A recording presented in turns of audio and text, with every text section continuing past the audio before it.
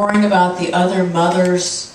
There's always, every year, there's always that one mother, look, she's not, there's always that one mother in every one of my kids' class, the one mother, that one annoying, over-planning, party-planning, snack-making asshole mother that just ruins it for me. She's not, you know her, everybody knows her, you know, and if you don't know her, look out, because you are her. So, be careful. Be careful. It's really kind of sad. And they get all PC at my kids' school, a little too PC every now and then. They had something called No Name Calling Week. No name calling for just a week. Stupid idiot came up with that. I don't know. They had turn your TV off week. Turn your TV off for a week. And they had it like during spring break. I'm like, you want me to do what? And I'm like, you know, you turn your TV off, Karen. You actually spend time with your family and you spend time together. I'm like, that's why we have the television. Stupid people. No name calling week. But the annoying mother of this past year, I'm waiting. There's always a winner. This past year, the story of the most annoying mother came from my daughter's class, and in her classroom is a little girl named Emily.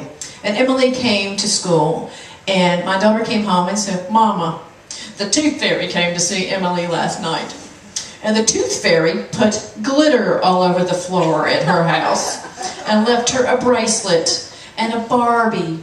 And some toys, and $20 for her tooth. And my daughter was extremely upset. She said, "Why doesn't the tooth fairy like me?" And I was like, okay, well, this just will not do. So I took her aside. I said, "Honey, come on, it's all right. You're old enough for Mama to tell you the truth about the tooth fairy." And the truth about the tooth fairy is that Emily's mother is a liar.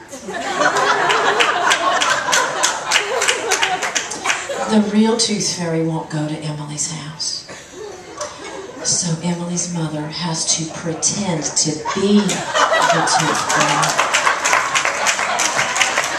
It's kind of sad. It's really sad. See, the real tooth fairy comes to our house and leaves you a nice, sweaty, rolled up $1 bill, $1 under your pillow. Sometimes the real tooth fairy will have a couple of blender drinks on the fly end, and she might forget. But when that happens, the real tooth fairy always gives you, remember this, a bonus dollar the next night. You get that bonus dollar. That's what there's some real tooth fairies in here. I can hear you. I can hear you, bonus dollars. But that's the real tooth fairy. But remember, the real tooth fairy won't go to Emily's house because Emily's mother's an asshole. We laughed, we were happy, it was good.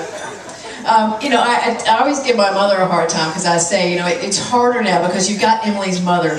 Emily's mother's everywhere. She's everywhere, so we always feel like we have to do more than our mothers did. My mother in the morning, at 8 o'clock in the morning, would say, "Y'all, go outside." That was it. We would not see that woman for 8 hours.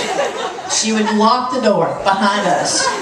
And we were outside. We didn't have anything to eat. We didn't have any goldfish crackers. And we didn't have any juice boxes. And we didn't have any little baby box of raisins. You know, we had nothing. We were outside with nothing. If we were thirsty, we drank out of the hose. The hose. The hose drinkers unite.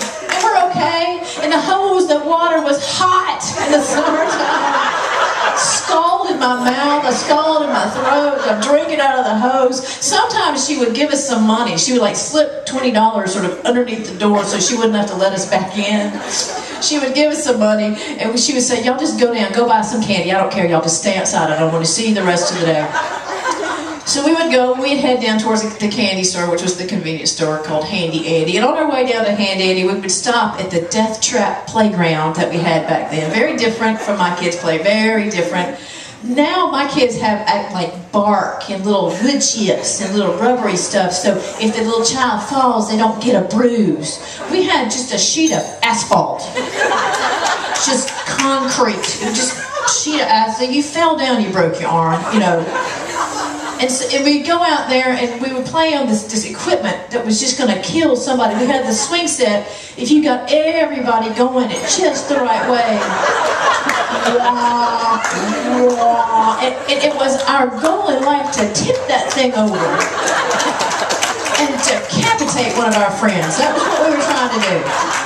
We wanted to decapitate one of our friends, and then the daddies came in and like wrecked that plan because somebody poured concrete in one of the holes to make it stay down in there. But then we found out we could get my brother and his friends to make the concrete blob come up out of the ground.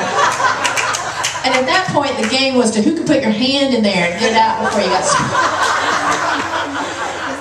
And then we had one of those whirligig things. It was like a big circle, and you run and sort of jump on it at the same time. And there was always that one friend that didn't make it, you know, didn't make it. And you're like, come on, you can make it. And then they get sucked up underneath there. There's a hole underneath there that was made by the rain, and you just see a little arm and leg coming out, sucked up down inside. Sorry, save yourself. And then there was those, remember those horse things, and they were like on a big spring? We had one of those, and the horse head came off, so it was just a big metal knob. Just a big metal knob that you're going to keep, and you get on that thing, and you would just go, and then the trick for that was who could put a stick in there and get it to cut off. Somebody would try to put their fingers, I'm amazed no one got their finger cut off. And then we had a slide. Oh, we had a slide, and it was not like my children's playground slide. They have this green, plasticky, curvy thing. It didn't have any hard edges. It won't hurt you. And we had a gigantic metal slide in Athens, Georgia, in the sunshine. It was not a slide. It was not. It was just a giant broiler pan for your ass. You know, and you always had sort of like the little summer shorts on.